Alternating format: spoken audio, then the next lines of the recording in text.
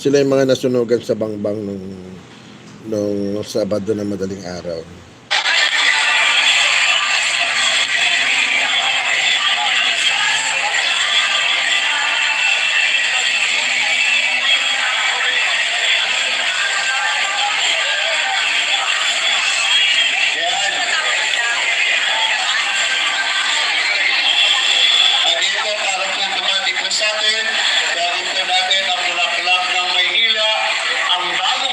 At tinawala hindi kita malagyan jacket kasi screencast gamit ko.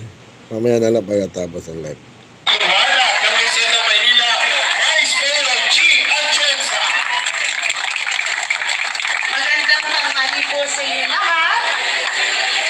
Alam niyo, nakakatuwa malaman na dito sa Maynila, kahit na nasunugan kayo, pag nakita ng si Yorme, parang nabubuhayan ng mga gulila. Ako po ay siya Sa ano yan? Sa Bangbang, malapit sa Gomez, Andalusia.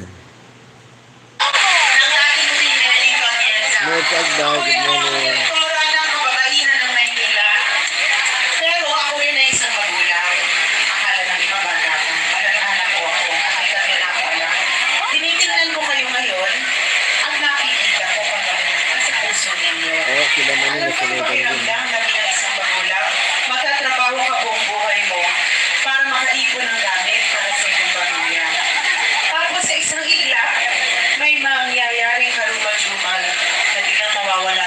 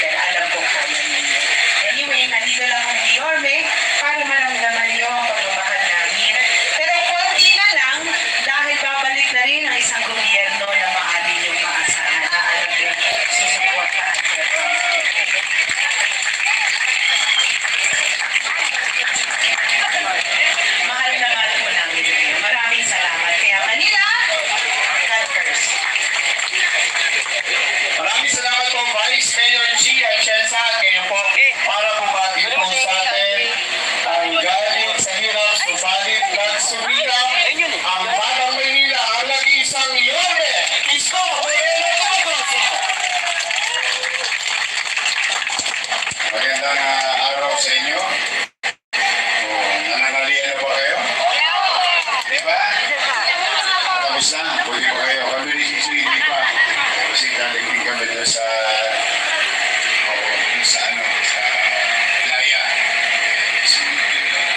But anyway, kami naparito dahil ang inyong barangay chairman at mga kagawad nakisuyo na kung pwede matulungan kayo. Kami naman, nila Congresswoman Apple at mga Kahit saan lugar, basta sa Maynila, choice na niyaya si Mocha. Mocha, nabigyan mo na ba yung cookie mo? Natikman niya na ba yung cookie niya? Masarap? Matamis? Talaga? Masarap talaga. Siyempre, andin dito. Ito, si Rolling J, si Chris Tagle, si Bong Alvarez, o si Thomas Pogi, si Ledlet o si Don. Parang matanda si Ledlet. Ayan, si Tol Sarkal. Ayun. Ang ginawa namin, para tinggi ang panawagan ng inyong barangay chairman at ng inyong kagawad. Piyahit-piyahit kami. Sama-sama na kami. Pagpapasensyahan nyo na yung nakayanan namin. Wala naman sa pero sigurado ko, makakabili kayo ng dos-dos. Makakabili kayo ng hero. Makakabili kayo ng dingding. Pati pantit drum, mabibili nyo. Kasi yun ang problema ng sunog. Oo, di ba? Pag nasunog, wala kang dadala minsan. Bentang-benta na naman si Sohe nyo yun. Pabili na naman siya. Kasi nung araw, Sohe yung nakikita akong palinda. But, you know, kidding aside, kasi gusto ko tumawa na kayo. Napapagapa yung sa akin lang. Talagang ganyan. Wala yan. Nandiyan yan. What we can do, yung mga bagay na nawala, dati namang wala yan. Dati wala naman talagang thermos. Walang TV. Walang plancha. Diba? Sa pagsisikap ninyo, nakuha ninyo. Nawala. Sa sunog, yung mga gamit na itinindar ninyo. Kung yun, dahil wala, nakuha nyo, kaya nyo ulit maibalik sa inyo. Yun ang isa. Life must go on. Ang importante po ay kayo na. Kaya naman, mainit ang araw, baka sumunod ito, ma-stroke si nanay. Kaya mag-iingat kayo. Napakainit ang panahon. Basta kami, nandito lang para mabuwasan ang problema. Dalawa pala ang sitwasyon ngayon. Yung mga nasunugan na pamilya at meron daw mga individual. Yan, mga individual. Para lahat na lang meron. May hinanda kami para sa may yellow card na family na nasunugan at individual na nasunugan. Pagpasensyahan nyo na yan, ha? Konti lang yan. I love you. May susuko, may awa ang Diyos. Makakaraos kita. Palakpakan natin si Chairman. Chairman. Ayan. O yung mga kagawad nyo, palakpakan natin. Sila ang text ng text. O sa amin na kung maaari nga matulungan yung mga kabarangay. So muli, maraming salamat. Kaya awa ang Diyos, makakaraos tayo. Kaya ng araw, pagpalain nawa kayo namin. Manila. God bless. Thank you.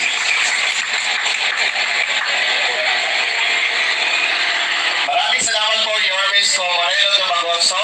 Kayo po, ibibigay na po.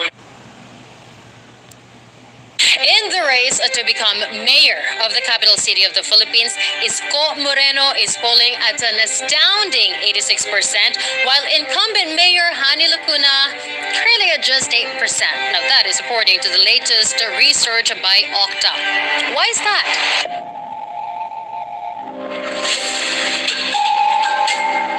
This massive divide has sent shockwaves through the political landscape of Manila. What is driving Moreno's seemingly unstoppable comeback? And why is Lacuna's campaign looking this bleak, especially considering she is a sitting mayor? Let's dive into the term of the man millions referred to as Yorme and contrasted with Lacuna's current tenure. The numbers speak for themselves, but the story behind these figures reveals even more about the political dynamics in Manila today. It's very clear. ISKO Moreno's track record as mayor of Manila is impressive, and his success stems from his ability to turn promises into real, measurable progress. His administration did not just make promises, it delivered results on a scale that Manila had not seen in decades. The following are just some of his key achievements, which one can only assume are driving his breathtaking popularity in the polls. Let's start with housing. Manila has long been plagued by overcrowded slums and informal settlements. The issue was so deeply ingrained that most previous administrations viewed it as unsolvable. Watch any Filipino movie, if it's set in Manila, it's gonna be slums.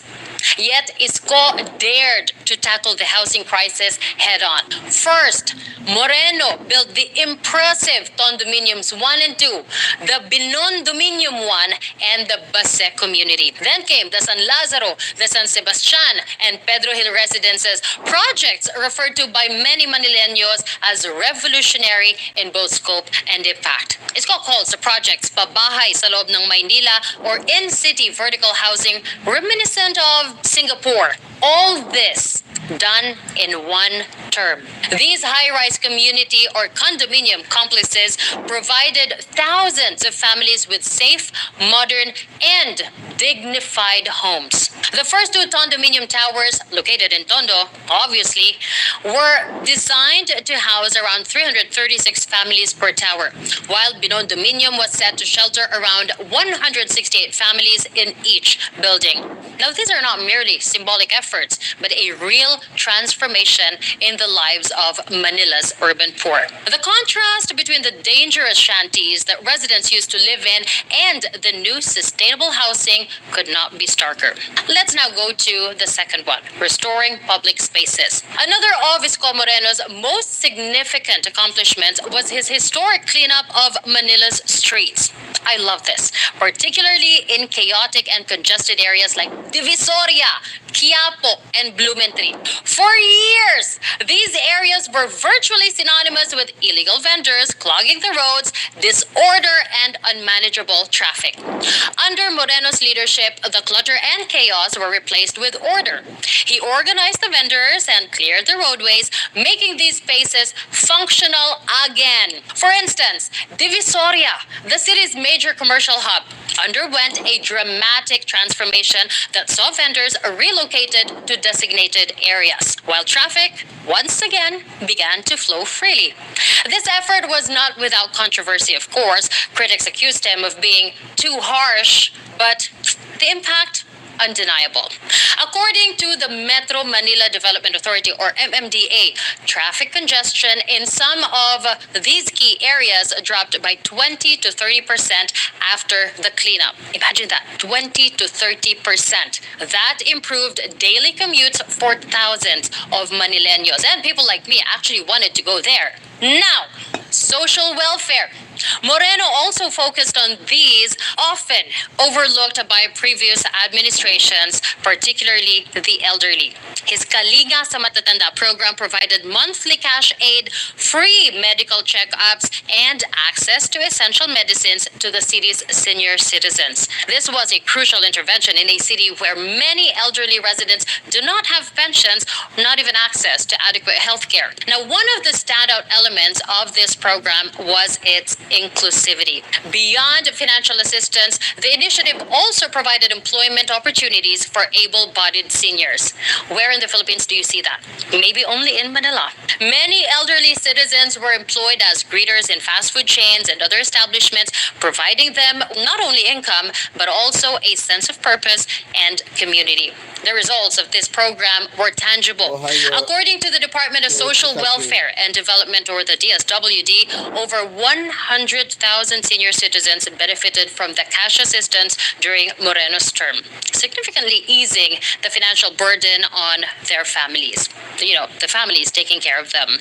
Now, let's go to crime prevention. Perhaps one of the most critical areas of ISKO Moreno's leadership was in crime prevention and public safety. When he took office, Manila faced severe crime-related issues, from petty crimes with snatchings to organized criminal activity. It was chaos. His administration focused on reducing crime through a combination of law enforcement reforms, surveillance technology, and community-based policing. During his term, Moreno strengthened the city's law enforcement by, number one, providing better equipment to the Manila Police District, or the MPD, including new patrol cars, motorcycles, and surveillance drones. Now, this initiative, coupled with increased presence of police in high crime areas, drastically improved the city's response to criminal activity. The numbers reflect this success as well. In 2020, Manila saw a 45% decrease in crime rate. This is significant, a very significant achievement considering the challenges the city faced. According to the Philippine National Police, the total crime volume in Manila dropped from 20,517 reported incidents in 2019. Take note, reported incidents, there's more, to just 11,231 in 2020, marking one of the most substantial crime reductions in recent years. The deployment of 1,000 new CCTV cameras across the city further strengthened this effort, improving the ability of law enforcement to monitor and respond to crime in real time. Now, by the end of his term in 2021, Moreno's efforts had made Manila one of the safer cities in the country, especially compared to its high crime rate at the start of his term. Again, just to remind everyone, this is all in one term. This focus on crime prevention earned him the trust of both the residents and business owners, who appreciated the renewed sense of security in their communities. Now let's go to education, because, building a strong foundation for the future, ISKO Moreno's administration also made tremendous strides in improving Manila's education sector, recognizing, of course, that the city's future depends on investing in its youth. Now, one of his landmark achievements was the construction of school buildings and educational infrastructure designed to accommodate the city's growing student population. One of the most significant projects was the building of the Dr. Alejandro Albert Elementary School. This is, of course, a multi-story modern school designed to provide students with an optimal learning environment. Now, the school can accommodate over 1,200 students, offering state-of-the-art classrooms, science laboratories, something I actually did not grow up with, and computer facilities, reflecting Moreno's commitment to modernizing education in Manila. Now, in addition to infrastructure, Moreno's administration launched the Galing ng Batang Maynila scholarship program, which provided thousands of deserving students with financial aid for college education. The program, of course, was a lifeline for underprivileged students, ensuring that financial constraints did not bar them or did not stop them from pursuing higher education. In the Philippines, we need a diploma to get a job. So that helped a lot of students. According to the Manila City Hall, the scholarship program benefited more than 10,000 students from 2019 to 2021, providing them with tuition support, stipends, and access to career development programs. It's a holistic program. Further solidifying his focus on education, Moreno also initiated the Learning in the City program, which distributed over 150,000 free tablets to public school students as part of his response to the pandemic's impact on education. Now, it hurts me to say this, but missed opportunities and growing discontent. While Moreno's accomplishments are well documented, Mayor Hani Lacuna has struggled to build upon his legacy. This struggle is reflected in her dismal 8% polling figures, a stark contrast to Moreno's commanding 86%. Why is that? Number one, lack of continuity in public space reforms. One of the most significant criticisms of Lacuna's administration is the perceived unraveling of the progress made in cleaning up Manila's streets. Reports from local advocacy groups and media outlets have shown many areas once cleared by Moreno have started to fall back into chaos.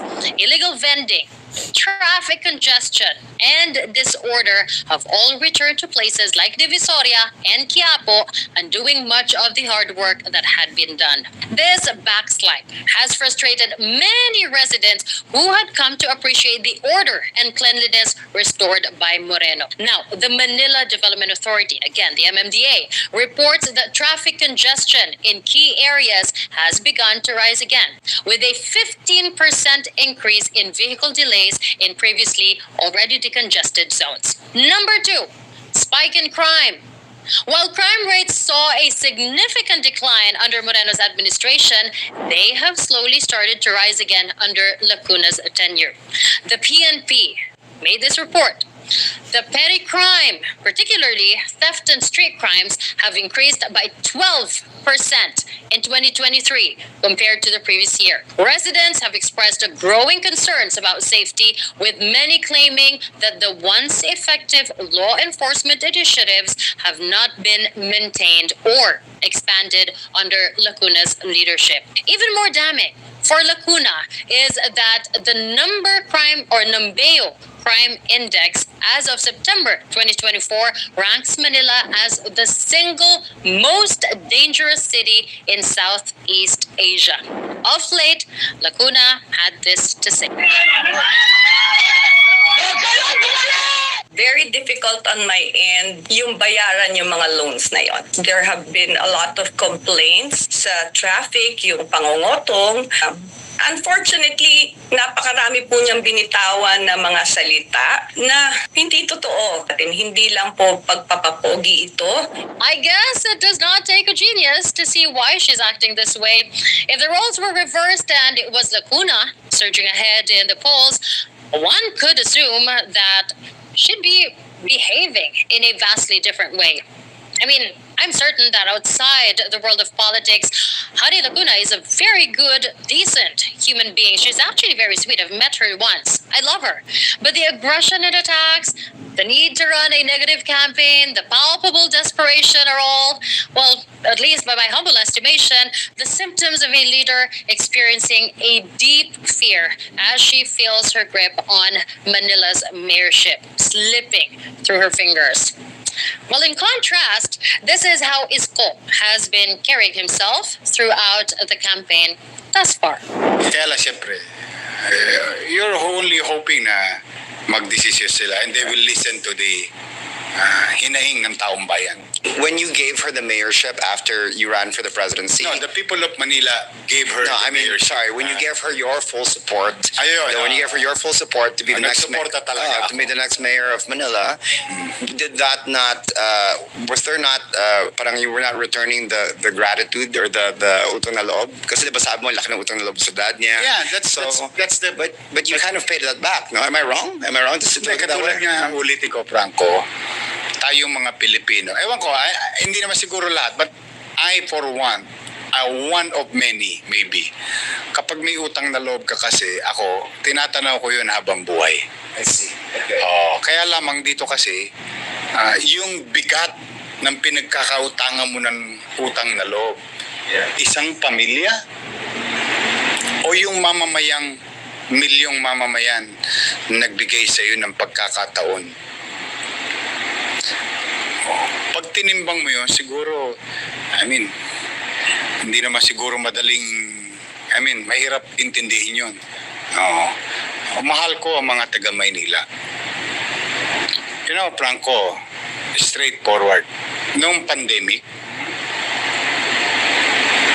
pag sara, 3 months ako hindi umuwi. Pag lockdown, 3 months kong hindi kinita ang pamilya ko. Day in, day out, I slept in City Hall. You can Google it for the next 3 months. Not a single night, not a single day. Inuwian ko ang pamilya ko. ng pandemic. That's how I love Manila. That's how I love the people of Manila, to the point at the expense of my family. You know why? I owe it to the people eh. A legacy of action. Now, in conclusion, Isko Moreno's overwhelming popularity in the polls is not a fluke. His leadership left a profound impact on Manila, transforming it in ways that are still fresh in the minds of the city's residents, and inescapably so. If you were a regular citizen, would you not want a mayor that you could count on to legitimately deliver when it counts? He led with decisive action, even when it wasn't popular.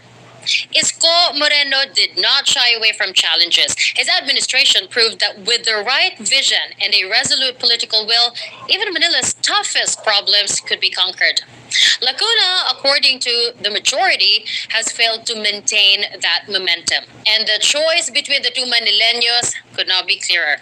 Isko Moreno represents a proven strength and commitment to progress, while Hani Lacuna, unfortunately, struggles to regain the trust of her constituents. So why is Isko leading by 78%? Because Manila remembers. They remember a leader who put homes over slums, safety over chaos, and dignity over neglect. I am CJ Hero for PGMN.